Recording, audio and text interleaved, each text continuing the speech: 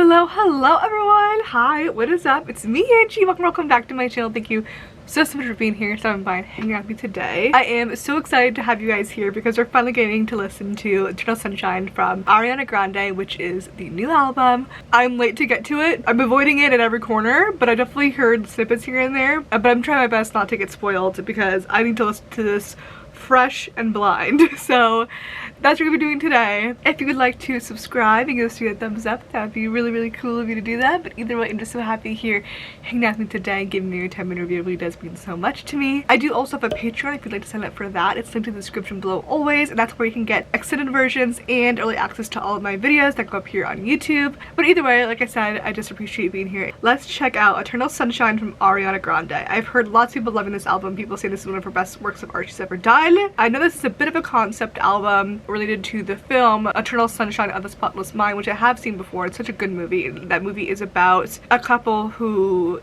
gets a divorce or maybe breaks up. I can't remember. I think they just break up and they go through a process of erasing each other's memories, and you kind of see that process throughout the whole movie. It's such a good movie. So I'm excited to kind of see what this is about, how that relates to this album, and what topics and themes she might talk about this album.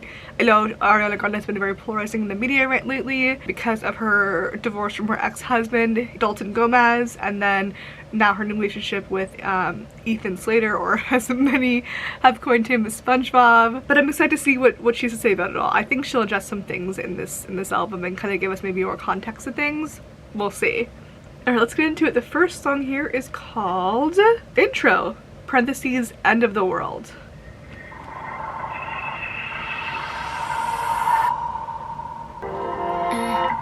How can I tell if I'm in the right relationship? Aren't you really supposed to know that shit? Feel it in your bones and all that shit. I don't know. Then I had this interaction I've been thinking about for like 5 weeks. Wonder if he's thinking about it too and smiling. I'd rather tell the truth than make it worse for you. And if it all ended tomorrow, would I be the one? Don't mind. Interesting. All ended tomorrow, would you be the one mine? Okay, so this intro is filled with lots of questions. It definitely makes sense of why this would be the intro, because she's asking a lot of questions that I would assume would be answered throughout the album. Kind of like a film. The film sets up lots of questions for you to be interested and keep on watching and have those questions answered by the end of the film. I think that's happening here, which makes sense. She's questioning her relationship. Now, does that mean her relationship with her ex-husband? Is she talking about that? And it's called End of the World. Maybe is that an allusion to maybe like her feeling like the end of her relationship might feel like the end of the world, like it feels like such a big thing. You know, when people say, oh my god, it's not the end of the world, like calm down. Is she saying here that maybe she's filled with lots of anxiety about her relationship ending and it feels so grand? Song 2 is called Bye.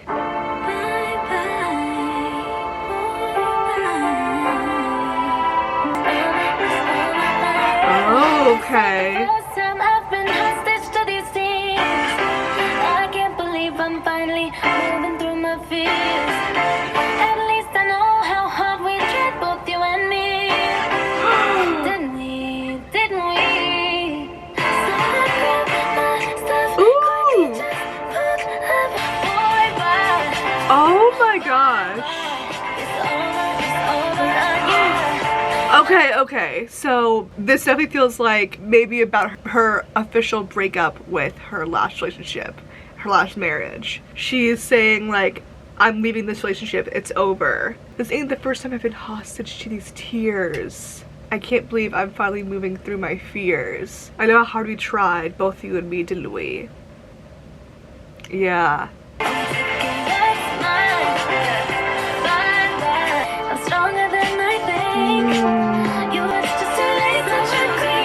Oh wow!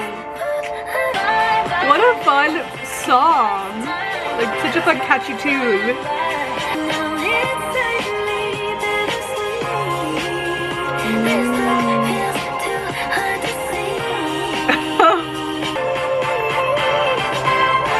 Stop, the production, everything is so good. Oh my god, the production, her voice, like, I'm so fucking blown away right now. Ariana Grande is talking how relationships usually repeat. You fall in love, break up, fall in love, and it's never ending loop. When she says, but it's better than to repeat.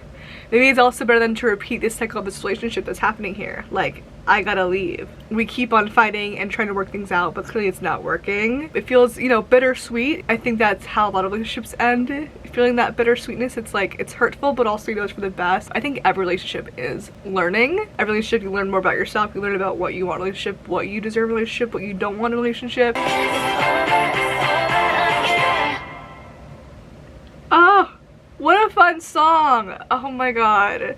This album's gonna be so fucking good. I want to absorb every song in 1 second, like right now. She's being extremely vulnerable. Like, she's really like laying it all on the table and saying how she's feeling. She's not holding back in terms of lyrics. They're not like the most like exceptionally written lyrics, but she's also not sugarcoating it. And this actually wasn't a good relationship and I'm leaving. Courtney's here, my friends are here to be with me, and I'm done. Like, she's being extremely honest and vulnerable, which is, I'm kind of surprised how, I'm honestly kind of surprised how blatant, I guess, she's being. She's not like trying to wrap it up in some like special little lyric. She just saying how it is. Boy, bye, I'm leaving. She sings about the negative while also highlighting positive things and finally putting an end to the relationship.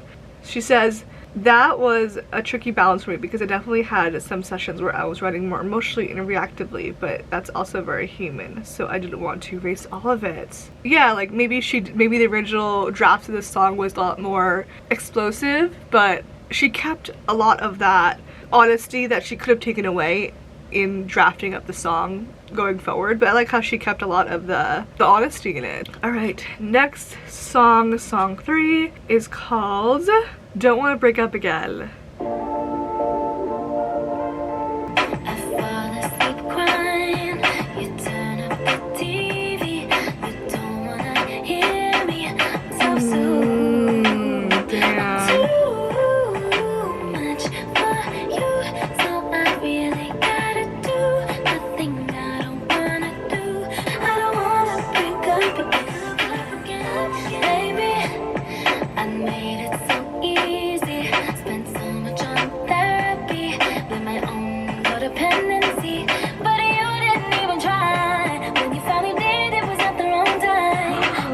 So I think this is another song still about her ex-relationship. Would you think story-wise this song would come first and then bye? But she put bye before this, which is interesting because she says I don't want to break up again, but then in the song previously she does obviously end things with him.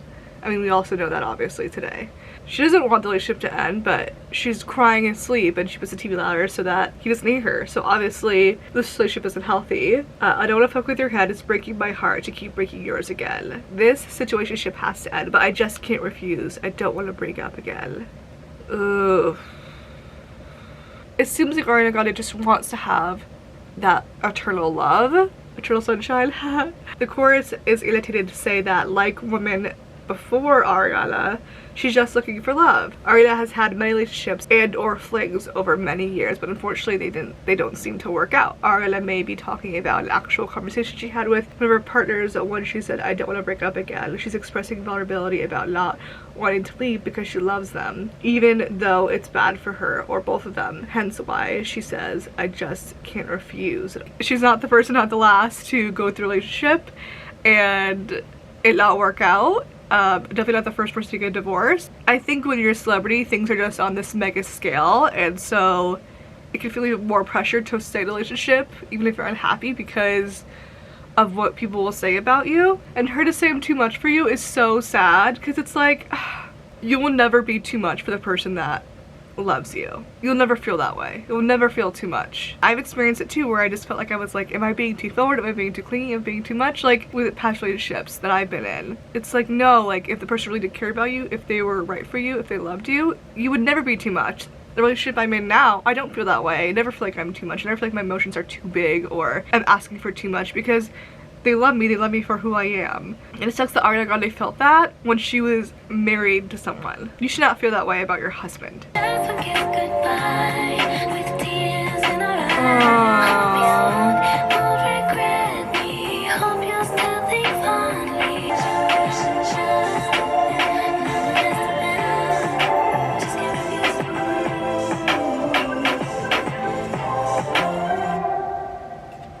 Oh my gosh, and that's it. So we really are getting a you know, a story here. We're seeing so far the beginning of this story here, which is the ending of a relationship, and then we have an interlude, which usually signifies a change in the album. So I'm thinking the rest of the album will maybe be about her new relationship. Next up is Saturn Returns interlude. When we're all born, Saturn's somewhere, and the Saturn cycle takes around about 29 years. That's when we've got to wake up and smell the coffee, because if we've just been sort of relying on our cleverness, Saturn comes along and hits you over the head, hits you over the head, hits you over the head and says, wake up! Sort out who you really are.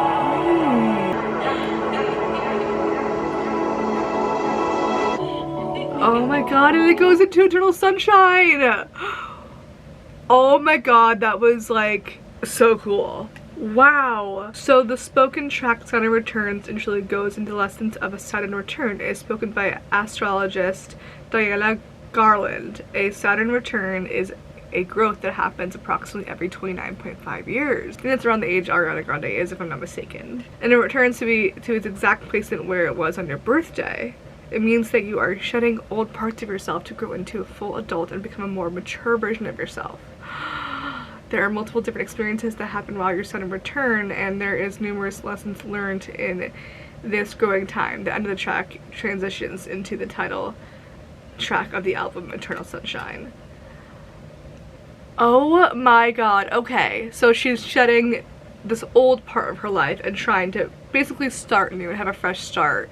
She's gone through so much, and maybe she's trying to kind of keep those memories but also let it go at the same time and be able to kind of have gratitude for that time in your life, well, without that being so ingrained in you and maybe make it hard for you to grow and live. So maybe she's saying here, like, I'm learning to do that moving forward. Let's see what Eternal Sunshine is about. I don't care what people say. We both know I couldn't change you. I guess you could say the same. Lie like you do. So much even you start to think it's true. Okay, so I think we're still talking about this bad relationship. Maybe her ex-marriage still. It sounds, you know, a little bitter here. Now she's in my bed, laying on your chest. Now I'm in my head. What? I showed you all my demons, all my lies. Let you play me like a dummy. Hope you feel alright when you're in her. I found a good boy and he's on my side. You're just my eternal sunshine, sunshine. Now he's in your bed, I'm laying on my chest. Now I'm in my head, I'm wondering how it ends. And I'm supposed to say I'm sorry. What? While Ariana was working on Wicked, Dalton stayed at Ariana's house, far apart from each other and both living different lives. Now she's in my bed laying on her chest. This could be Aria inferring that the end of the relationship with Dalton was because of an infidelity from his side. That's in the first pre-chorus, and then in the second pre-chorus she says now he's in your bed. And I'm in my head and wondering how it ends. Okay, shake this faith, rewrite, deep breaths, tight, just God, this production's so good.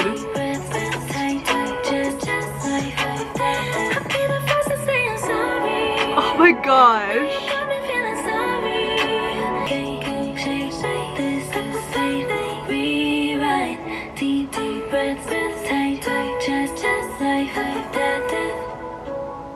Oh my god, that song is so good. She is like putting her whole chest in these songs, and she's really speaking her truth. She's really saying what her side of things. So unapologetic, so well done. The production is fucking insane, dude. Like, I can't get over the fucking production. Like, oh my gosh. Alright, song 6 is Supernatural.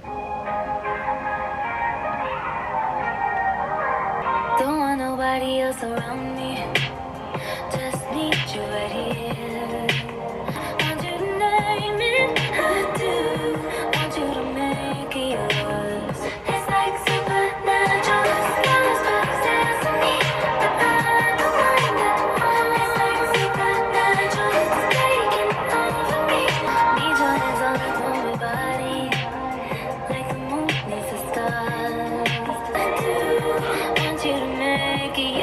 Oh my god. Stop. Is she talking about starting her relationship with Ethan here? And how she just is like, she just couldn't fight it. Like, I can't fight this. It was like supernatural. I had no control. Our connection was just so strong. It's like I didn't even have a say in it. I think there's definitely like a deep sexual undertone to this song as well.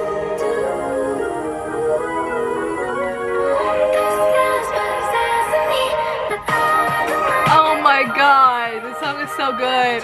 The production is so good on every fucking song.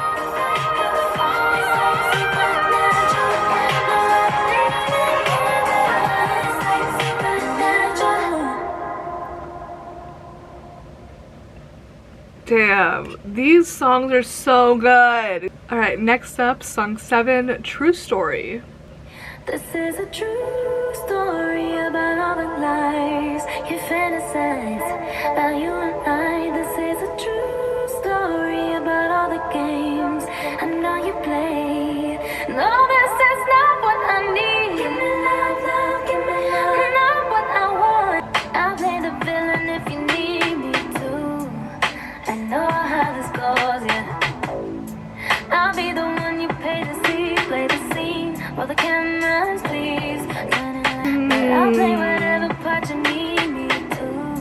Damn. This is a true story. It's so interesting how the song's called True Story, and she says this is a true story. But basically, the whole song is about stuff that isn't true about her. The truth, if you want to know the truth is that I'm not all these things you're saying about me. I'll play the villain if you need me to. I know how this goes. This could be talking about the recent controversy of her past relationship with Ethan Slater and how she's a homewrecker, as people are saying. If you guys want that to be the narrative, I'll play that part. It's all lies. You guys don't know the truth. You fantasize about you and I. Due to the song being about rumors and lies being spread about her, the line "you fantasize" could be half alluding to her unreleased song "Fantasize," which many speculated to be about Ethan Slater. I've never heard that song before. Many tabloids claiming it showed that she cheated on Dalton Gomez. She later denied these claims, saying that the song was meant to be for a skit for a girl group, to which people ignored and kept speculating anyways. If it makes you feel better, I'll be the one you love to hate.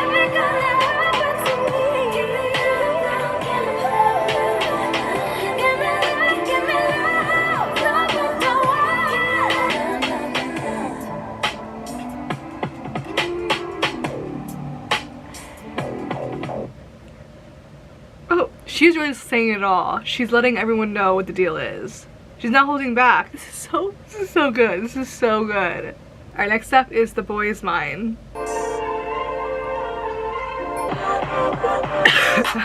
God, the production's so good.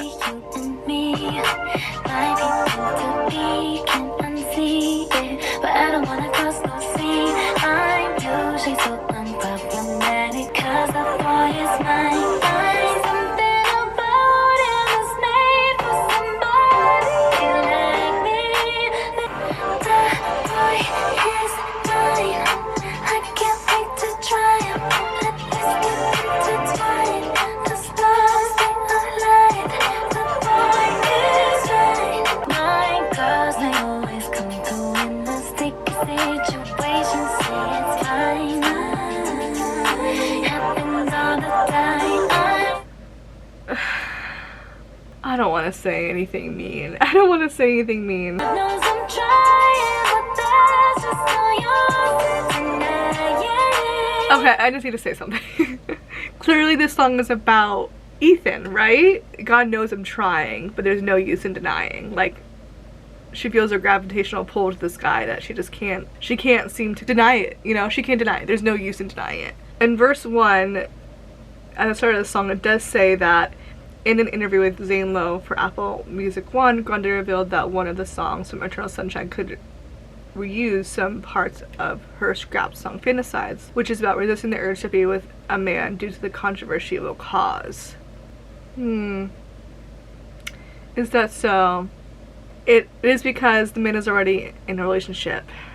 The Eternal Sunshine track in question, The Boy Is Mine, emphasizes the relationship with Fantasize right now in the first verse. In it, Grande restrains herself, saying she must remain single and on her own because she does not want to cause a scene. But she eventually gives in because she is too head over heels for the man, to the point where she thinks they were destined for one another. I'm obsessed with that. I'm obsessed with that production right there. How it like normal speed and then it kind of like almost goes in slow motion and then it says mine. It's so good.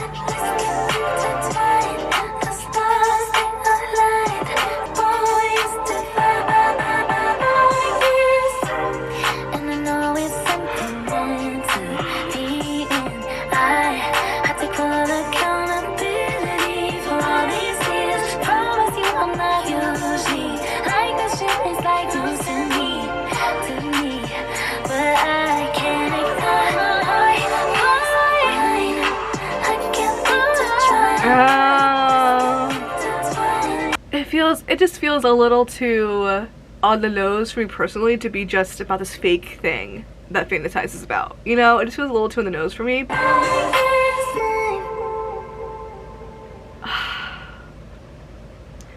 Man, say what you will about Ariana Grande and all this, you know, personal life mess that's come to the forefront of media, but she is such a damn good musician, such a good artist.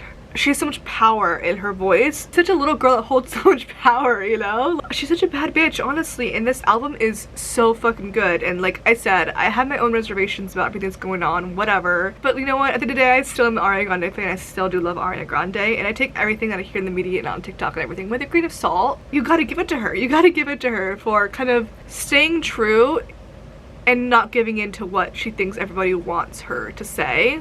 She's kind of saying like, why would I apologize for something that is not true? Like, I'm not gonna say sorry for something I didn't do, type of thing. That's what it feels like she's saying here in the song. She's a powerful girl, I must say. She's really diving in head first through this mess and not folding from the pressure of everyone in the media. Next up is Yes And, which you are gonna skip today because I have a whole video already on that song. I did make a whole video when that song and single came out, so if you want to check that out, I'll have it linked in the iTree up here or linked in the description below. So we're gonna skip that song, we're gonna go on to song 10, We Can't Be Friends, parentheses, Wait for Your Love. I didn't think you'd understand me. How could you ever even try? I don't wanna tiptoe, but I don't wanna hide, but I don't wanna feed this monstrous fire. Just wanna let this story die, and I'll be alright.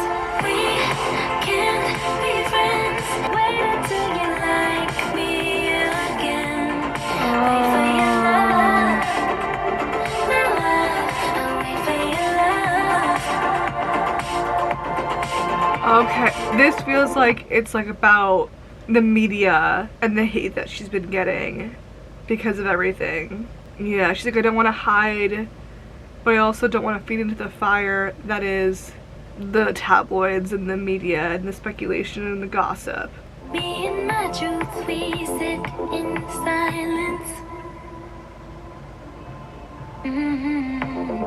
Baby girl, it's just me and you. You got me misunderstood, but at least I look this good.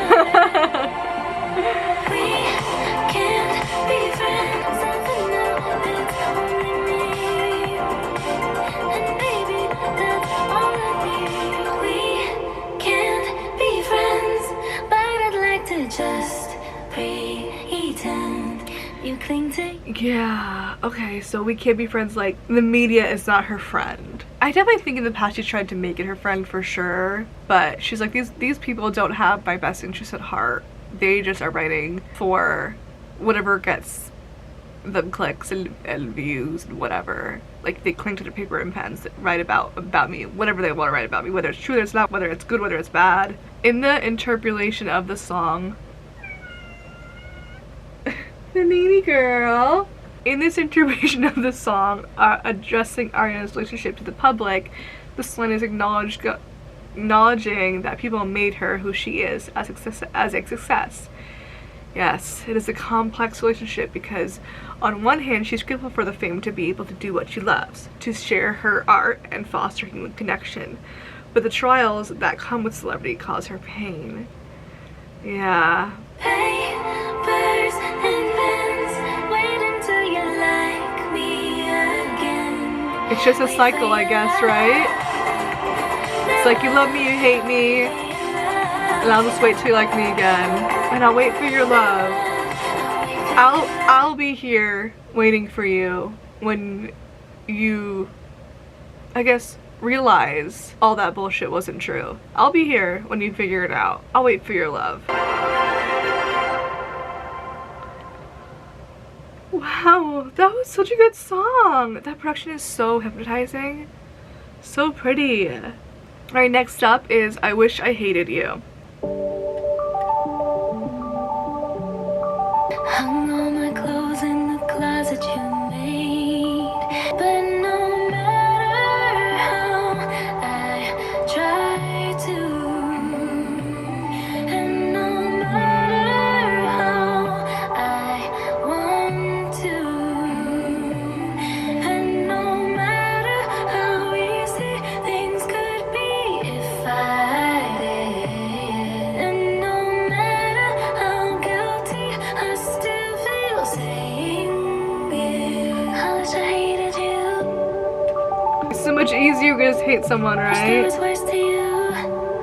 It could be so much easier if there was like someone to blame and it'll be so, it's just so much easier to hate than to see the nuance of it all. Relationships end and they come and go, but they're also filled with memories and a lot of conflicting feelings. In a parallel plane, just two different endings you learn to repair. And no matter how guilty, I still feel saying it. I wish I hated you. I wish that weren't true. Wish there was worse to you. I wish you were worse to me. Yeah, I wish I hated you.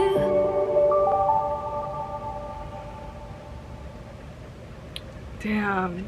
I Wish I Hated You demonstrates the complexities and intricacies of relationship, sending the message that no one party is at fault for the ending of a relationship. I think with media, especially like social media and gossip blogs and all that, they make it very black and white. It can be hard to forget that there's a lot of gray area in life. There's just a lot of gray area and a lot of complexities when you're in love with someone and when things end. It's not always just cut and dry, and I think we always want it to be, but I think about 99% of the time it's not like that because there are real people and real human emotions and real experiences involved in those relationships. It's always so much easier to lead with hate than it is to lead with love. Alright, song 12, Imperfect for You. Ooh, it's a guitar, like one acoustic. Come take my hand. Usually I'm fucked up, anxious, too much, but I love you like you need me to.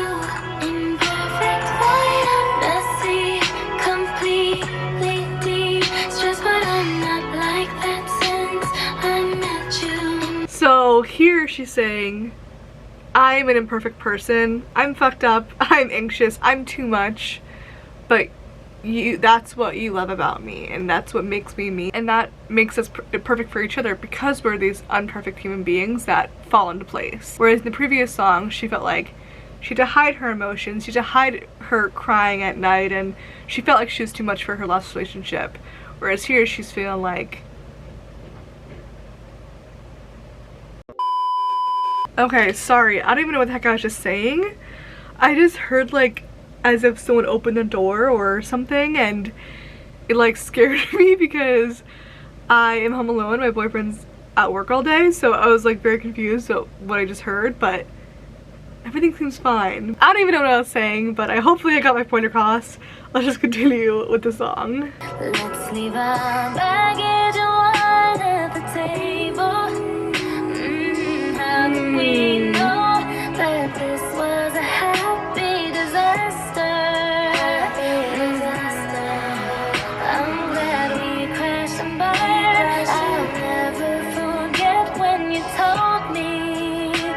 said usually I'm fucked up, anxious, too much, but I love you like you need me to. But I'm not like that since I met Wow, okay. you. We know we'd make the bad stuff delightful. Imperfect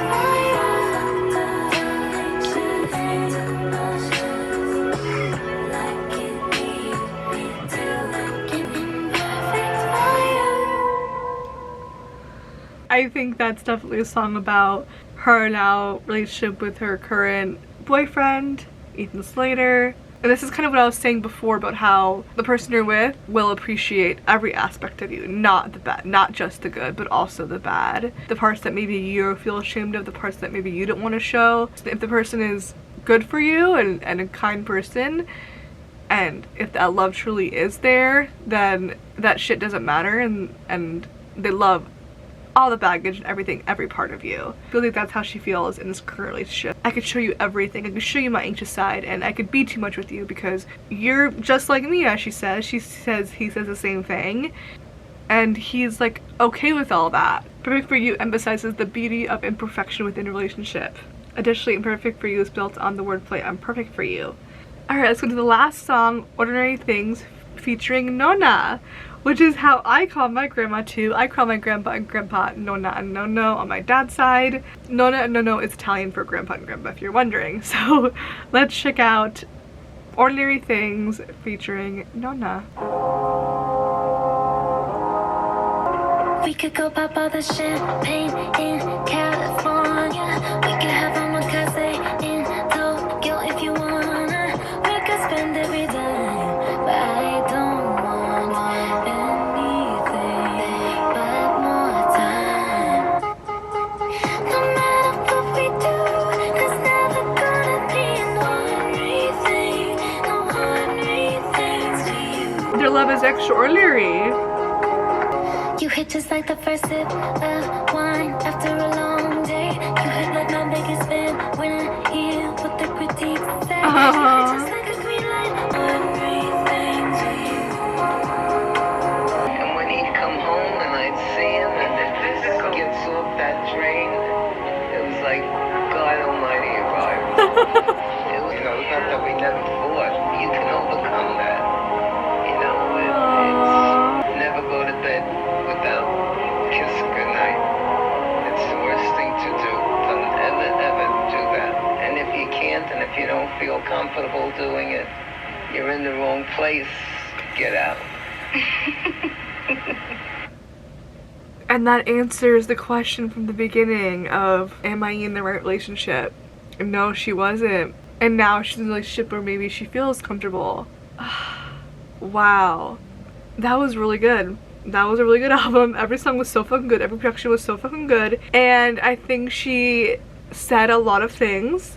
I think she was just blatant enough without being too like in your face and saying, no, this is what really happened. Like she did everything perfectly. Wow, what a perfect album. She was as human, I think, as she says. She was very human in it. She said everything she wanted to say, while also not spilling too much and giving, the public too much. Of course, as always, I need to like sit with things a couple days to really wrap my full thoughts around it. I need to listen to the songs a couple more times to really get my full thoughts, and this is my first listen, so I can't do that just yet. There's so many good artists and music in the world today. I feel so blessed to be alive during this time. But I'm gonna end this video here. Thank you guys so much for hanging with me today. Thank you so much for giving me your time and review, as always. I appreciate you being here, and I hope to see you guys in my next video.